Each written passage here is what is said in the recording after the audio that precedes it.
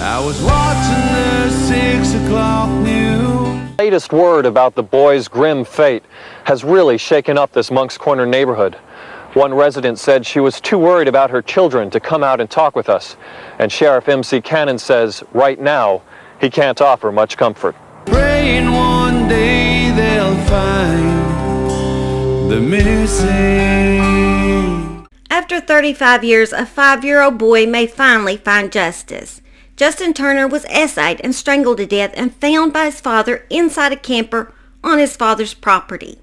A news crew was actually there the moment his body was found. My son's in there.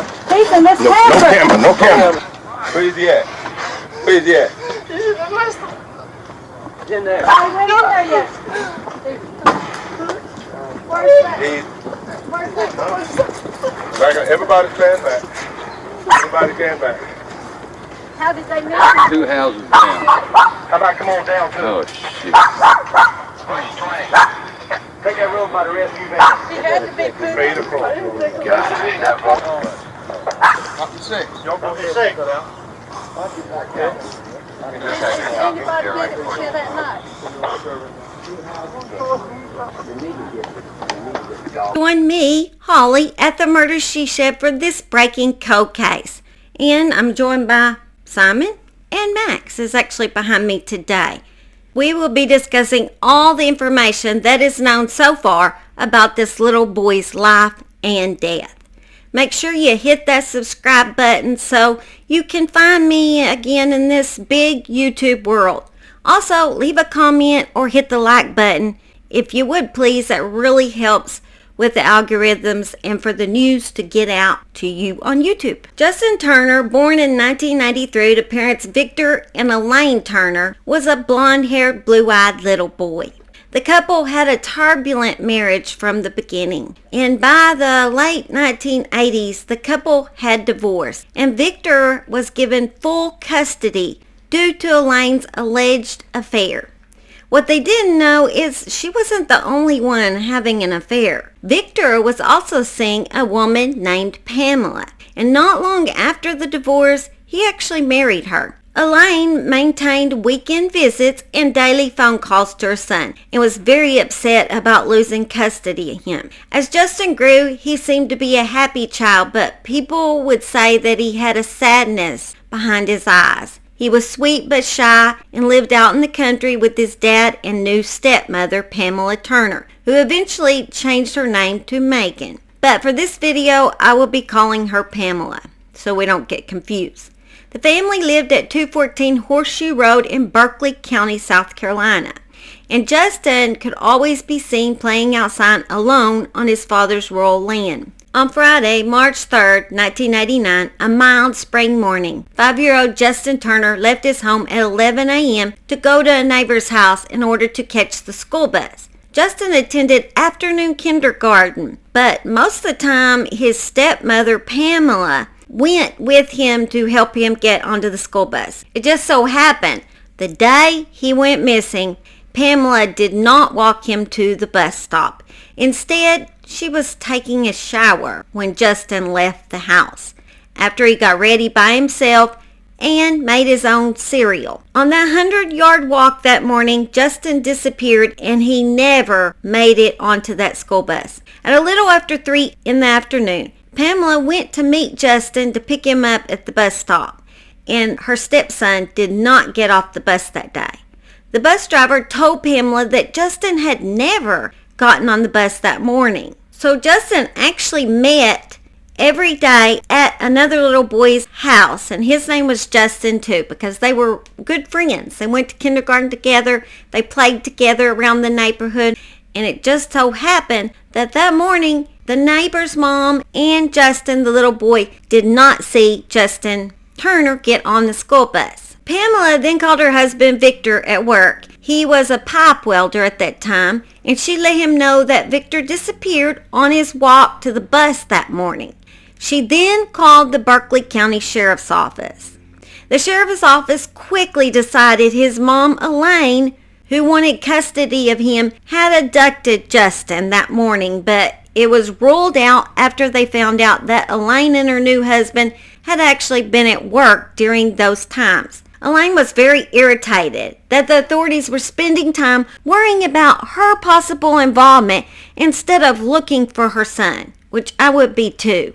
Especially if you know I am not the one that did it, you know. I mean, I could see if you were the guilty party. But she knew, hey, I didn't do this. You were looking in the wrong area. You need to get a move on. I need to know where my son is. The day before Justin had went missing, Elaine had spoken with him on the phone, as she did every night. He told his mother, Mama, I've got something really important to tell you when you pick me up.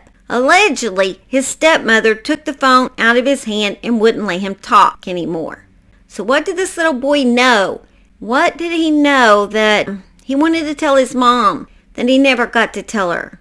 We may never know that. What secrets did he hold? A 2-day search began for Justin of the surrounding area around his home. The search consisted of the sheriff's department, neighbors, friends. Well over 100 people came together to search for this little boy. According to people involved in the search, several people had checked inside the camper located on Victor's property and even admitted to opening the compartment Justin's body would later be found in by his dad. At 11 a.m. on the second day of the search, Justin's body was found. Although Victor found him, he didn't attempt to hold his child or check his pulse, as you would think any normal parent would do. He just simply walked away, leaving his little boy stuffed inside that storage compartment. Victor would later tell investigators that Justin just looked dead, that he could feel that something was wrong with him, and that he did not touch him. Justin had been stuffed into the storage area beneath a dining seat inside the pickup truck camper that belonged to his father and stepmother. His pants were pulled down, and autopsy revealed he had been assayed with a cylindrical object and strangled to death by someone using something similar to a narrow belt or perhaps a dog collar. No sperm was found on his body. It was thought the assault weapon could have been a broom handle or a pop bottle, and they could not tell if it had been done before or after the child's death. He was clutching hair which was later determined to be that of an animal. Because the camper had been searched, this led investigators to conclude the body had actually been moved to the camper from another location. There was also another weird mystery. On the day Justin was found, the temperature reached 80 degrees and it hadn't dropped below freezing since the boy's disappearance. Yet, one of those present later claimed the child's corpse was cold as ice, much colder than it should have been, as if it had been frozen. Though there is no indication the medical examiner found any evidence of freezing. Water droplets were found on his forehead and nose, leading many people to think he had been kept in a refrigerator after his death, and then brought to the camper sometime during the search effort. Officers then tried to secure the scene, but as multiple people had been inside the camper, this would be an almost impossible task. A mother from the neighborhood came to the police to say her son told her a strange story. The boy claimed he saw Justin leave his house and walk down the driveway towards a pine tree, at which point a man suddenly stood up from behind a pile of dirt that from his description was approximately 4 feet high. Justin, he said, must have known the man because he went toward him, and the man put his hand over Justin's mouth and pulled him off to a dull gray compact car. He described the suspect as having black, partially spiked hair and indicated he was under 6'2" and heavier than 150 pounds.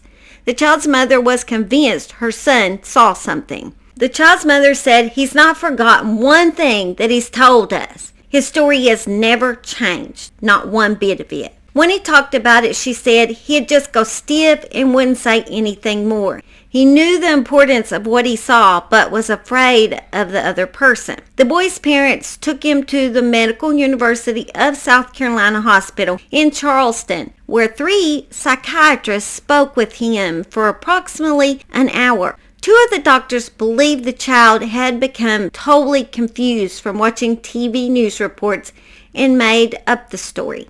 Nevertheless, officers searched for a man fitting the little boy's description, but could never find anyone except one person, but he was totally eliminated.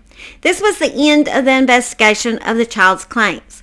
Although the boy's mother would later say she received threatening calls in which the man told her she had better not bring this forward to investigators again. In the weeks following this gruesome discovery, fear gripped the then small community, believing there could be a monster roaming around the area. Meanwhile, authorities had started looking at Justin's parents, both sets.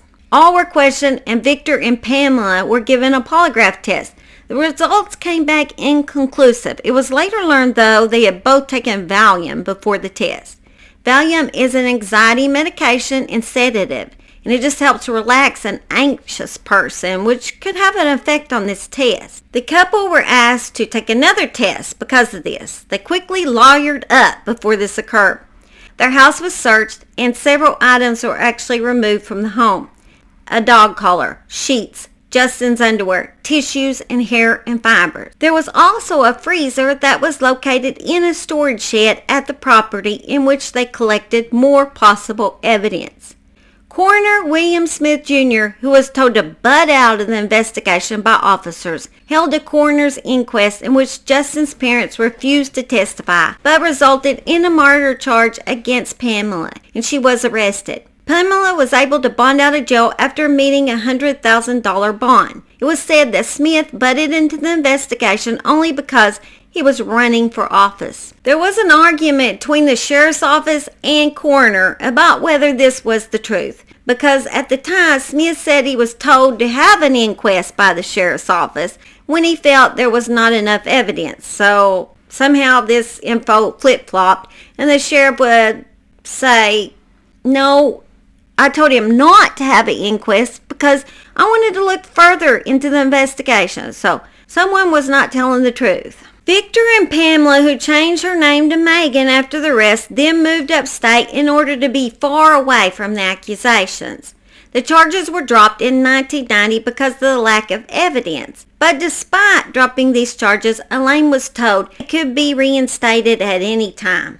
There were allegations that Pamela Turner had family working at the sheriff's office and rumors of a romantic affair she was having with someone in law enforcement also spread through Berkeley County. This theory made Elaine struggle when working with investigators to find out who murdered her little boy. She began to doubt any information that came from the sheriff's department. Elaine passed away one day after Christmas in 2004 from cirrhosis of the liver at only 46 years old. Her dying wish, she asked her husband to make sure the investigation of her son's murder continued. He kept that promise. Elaine had always felt like the sheriff's office had bungled the whole case and used it politically for their advantage. She was laid to rest next to Justin. Investigators over the years have harbored theories and suspicions about who killed Justin, but key evidence implicating a suspect has eluded them until January 2024, when Victor, Justin's father, and Megan or Pamela, whichever you want to call her, the stepmother, actually was arrested and booked into the Berkeley County Jail on January 9th. The case was picked up a year and a half ago with a rekindled fervor to use new technology in order to connect the dots between evidence that wasn't previously strong enough to warrant an arrest. New forensic testing enabled investigators to tie in the murder weapon, a ligature that was found in the family house where Justin is believed to have died, to fabric on Justin's clothing at the time of his death. It doesn't say what this murder weapon actually was, but I'm assuming it must have been that dog collar. And there was fabric from his shirt found on that was found in their home, which would link it all together. But as of now, they have not said what it was. Crime scene investigation, forensic analysis, autopsy results, corroborating evidence, pertinent information provided by witnesses, and incriminating statements all led to the Turners' arrest. At their hearing, the judge informed the couple that a murder charge can carry a sentence of up to life in prison. The hearing was also the first time Justin's other family members could address the Turners since they were charged with this murder. Amy Parson, Justin's cousin, spoke on behalf of the family. She said, "For 35 years you have enjoyed your freedom. You do not deserve one day outside of those prison walls for what you did to Justin. You were supposed to take care of him, love him, and instead you tortured, abused, and murdered him, your child. It takes a sick individual to do what you did." Justin Lee Turner would have been 40 years old this year, and hopefully he and his family will soon receive the justice they have long been waiting for. I don't know exactly when the trial is set to occur, but as of now, of course, they're innocent until proven guilty in a court of law. And now that it may be finally coming to the end, may you rest in peace, Justin and Elaine. Anyway, guys, since this was a breaking cold case, I wanted to get it out to you and just let you know what was going on with it. And as always, I love y'all, and I thank you for supporting my channel. You are the best subscribers in the whole wide world of YouTube. Simon thinks so too. He thinks absolutely true that is true. And I'm sure Max does, but he's back there sleeping. Bye. Have a blessed... Is it almost the weekend? When you stay at home all the time, you get confused sometimes. All right. Really? Love y'all. Bye. Praying one day they'll find the missing.